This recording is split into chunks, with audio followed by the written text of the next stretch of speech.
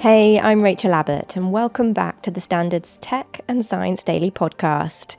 Coming up, we are going to have a huge demographic of people that are so used to spending time on TikTok and they're not going to know what to do with themselves. And without sounding too dramatic, I feel like a lot of people are going to enter a lot of depressive spirals because they don't know what to do with themselves. Online star Adam McIntyre, who has over 1 million followers across his social media platforms, including TikTok. But first, the London Standard's science and technology editor Will Hosey has been examining the US TikTok ban. It follows reports that TikTok is denying Tesla X and SpaceX boss Elon Musk was in talks to buy its US operations. Many US users have been moving across to other social apps, with Apple seeing a surge in downloads for another Chinese social media app called RedNote, while there are also reports of people moving to Clapper. According to a survey last year by Pew Research, around a third of Americans supported the ban, down from half the previous year. Will, do you want to briefly run us through the timeline of events and the ban itself? TikTok's been around for many years now, and it's massive in the United States. It's got 170 million users there. And worldwide, I think it's the fifth biggest social media app in the world, behind WhatsApp, Instagram, YouTube, and Facebook. In 2020, Donald Trump, who was then the outgoing president, called for TikTok to be banned on national security grounds. But at the time, the Supreme Court rejected his executive order, but since has gotten behind the idea. The Biden administration then effectively took up the mantle left by Trump and pushed through legislation last April that would force ByteDance, which is the Chinese company that owns TikTok, to basically sell the app. Trump, as he's known to do, has since U-turned. TikTok was hugely instrumental in helping him target electoral demographics such as young men who turned out in favor of Trump en masse in the November election. He basically opposed the decision of the Supreme Court and urged them not to force divestment of TikTok until an owner has been found. Trump can't exactly beat the Supreme Court on this one, but what he can do is impose a 90-day extension once he's inaugurated later this month to give ByteDance 3 more months to find a buyer.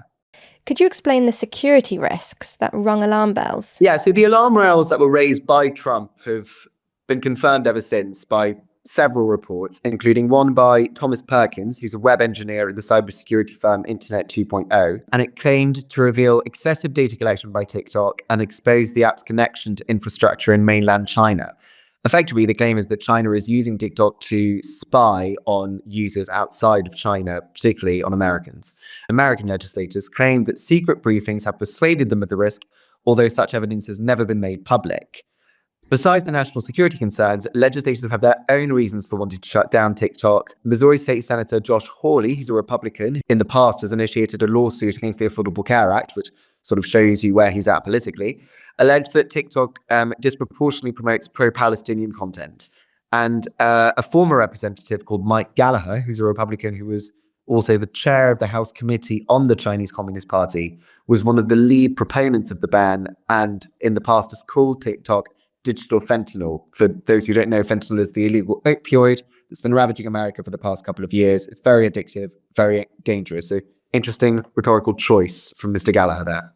Is there evidence of any truth behind the security claims? We sort of have to take the Supreme Court at their word on this, but a lot of people don't. And the most common defense of TikTok from people who are opposed to the ban is that it doesn't spy on its users any more than, say, a company like Meta. There's also a very convincing argument that was put forward when I was doing my research by a reporter for the New York Times, who said that if the Chinese government wanted to snoop on Americans through their smartphones, they wouldn't have to use TikTok to do it. The reporter's called Kevin Roos, and he pointed out quite rightly that TikTok could instead just buy troves of information from a data rogue, thanks to America's non-existent federal data privacy laws, quote unquote.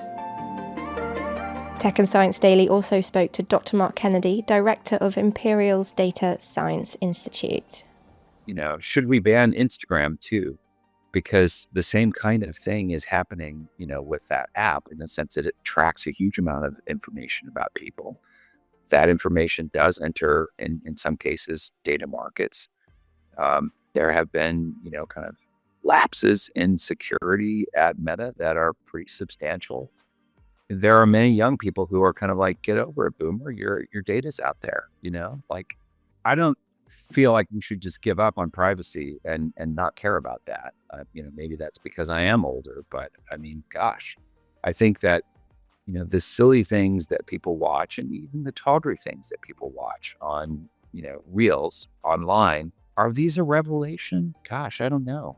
I don't think so. So back to you, Will.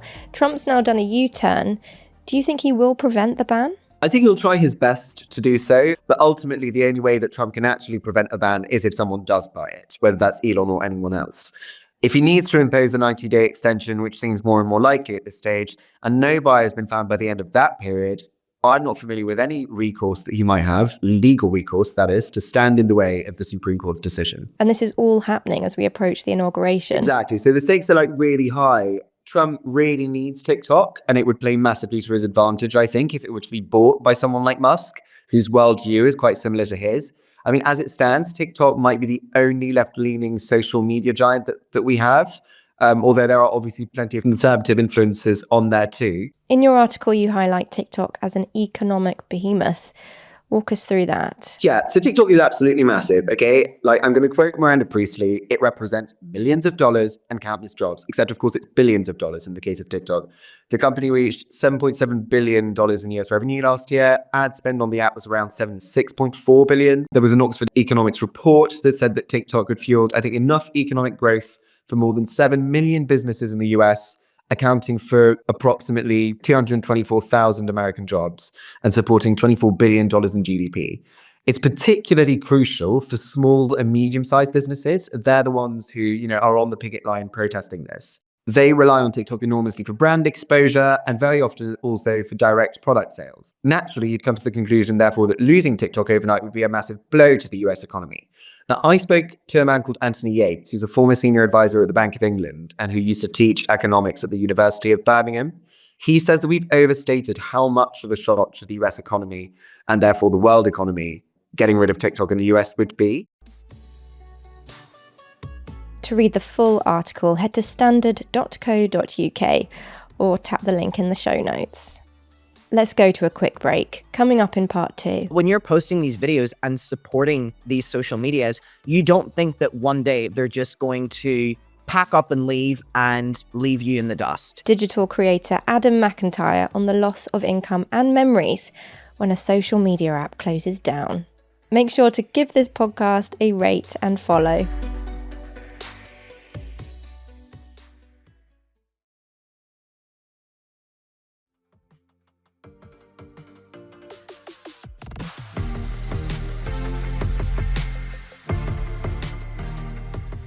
Welcome back.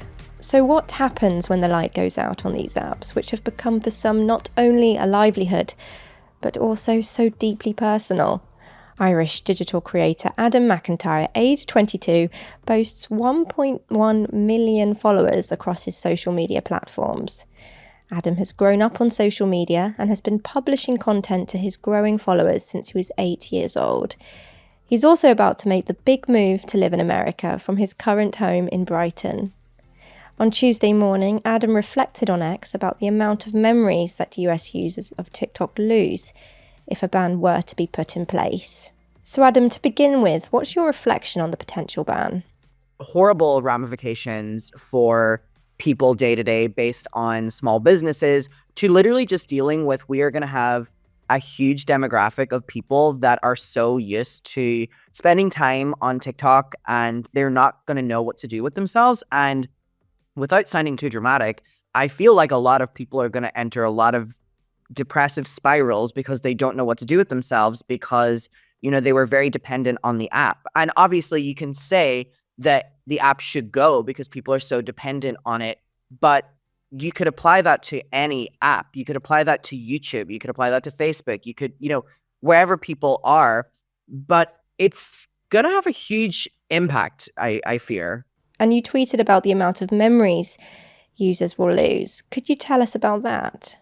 So I tweeted and said that we live in a digital memory-based world where all of our memories are really stored on Facebook photo albums, TikToks, YouTubes, and As someone who has posted basically my entire life online, I realized that at an instance, a lot of that could be removed and I wouldn't remember those moments. I have specifically followed creators over the last 5 years on TikTok that have documented their journeys going through chemotherapy.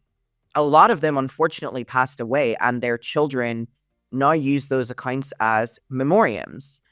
And I will often go back and look at some of those videos, and I can only assume that if you're a child and someone that you love has documented years of their life on social media before they started chemotherapy, during their chemotherapy, and some of their final videos ever in their entire life, for that all to be wiped away is incredibly devastating. People graduating, the videos go on TikTok. People's birthday parties, a night out that you have with your friends.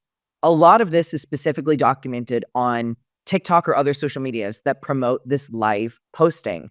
And for an app to just disappear, which TikTok may do, means that people are going to forget huge chunks of their life, which is a sad reality because they won't remember that they recorded those videos. It's like when you find a photo and you remember the moment. I'm someone who has documented videos with my cats who passed away on TikTok. And obviously, you can go back and save as many videos. But when you're posting these videos and supporting these social medias, you don't think that one day they're just going to pack up and leave you in the dust. With TikTok as a business for users, like TikTok Shop, could you explain the mechanics? Like, how do people make money on TikTok Live? Well, a creator will go live and it will be a live stream. And that live stream will get pushed out to their followers. And it will also get pushed out like a regular video would in the algorithm. So you could have strangers watching the live. And the live streams will range from a small business packaging orders to an influencer eating dinner. They are a wide range. And on TikTok Live, there is a feature called sending gifts. And the gifts are little electronic gifts in a way, GIFs, where they will be little animations that will go through on the screen. The viewers will see it and the person on the live will see it.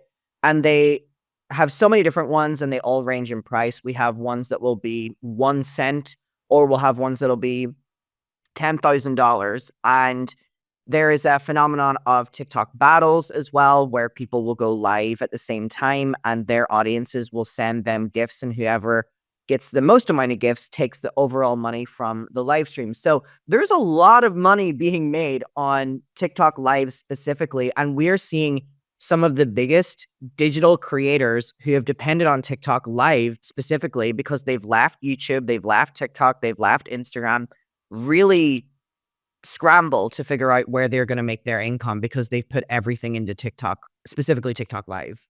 Do you think a new app would be as popular? It depends if an app would ever be able to reach what TikTok has done and better. TikTok had a really great, authentic rise. It was originally Musical.ly, which was an app that was very much so looked down upon. It was a very cringy app of just people dancing, and it was very much so catered towards children. But during the pandemic, when it rebranded and turned to TikTok, everyone needed an escape. Everyone wanted a video to laugh at. Everyone wanted a form of community. Everyone wanted a favorite creator to watch. And TikTok came at a perfect time that will never be replicated again. There will never, ever, ever, in my opinion, be an app that can do what TikTok has done. And the reason for that is because moving forward, another app could do what TikTok has done, because people on TikTok are going to be like, we are losing TikTok. We've got to move to another platform. And they will always remember TikTok for what it was and the fact they joined TikTok because they wanted to, rather than having to join an app because TikTok went down. So do I believe that there will ever be an app that will replicate or do better than TikTok? No. The reason for that, the pandemic.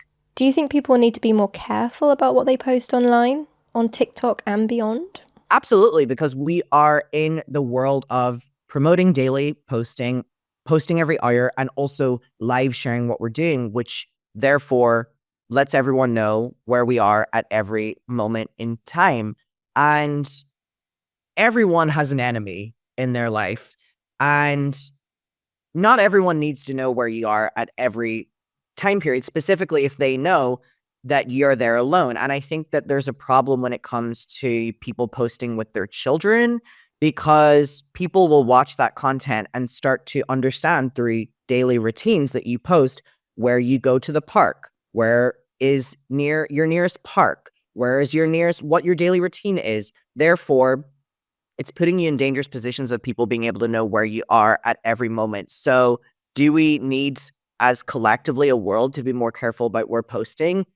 Yes, but in every social media, we're leaning more towards this. More is more, quantity is great. We want to see every update of your life. So I don't know what that conversation looks like on how we can stop doing that, for as long as these social media platforms, TikTok and all of them, are promoting posting every hour. Adam, you have a tour coming up titled Chronically Online. Have there ever been any moments where you've said to yourself, God, am I too online? Every day, I think I am too online. The concept of the show, without promoting it, is literally about that. It's about being chronically online, and everyone that will attend is someone who consumes a lot of media.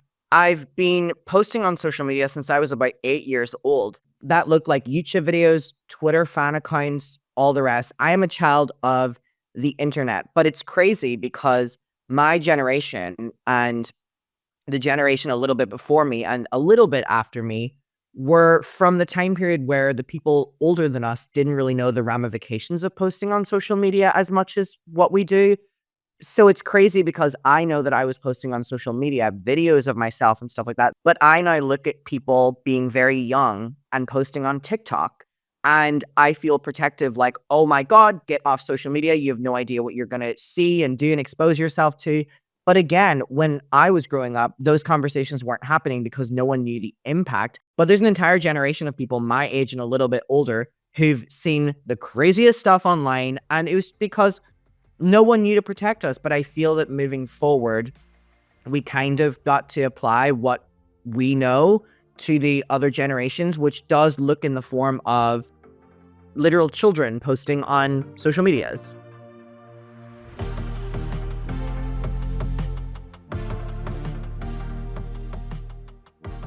And that's Tech and Science Daily. Come back at 4 p.m. for the Standard podcast. We'll be back tomorrow. And for all the latest news, head to standard.co.uk.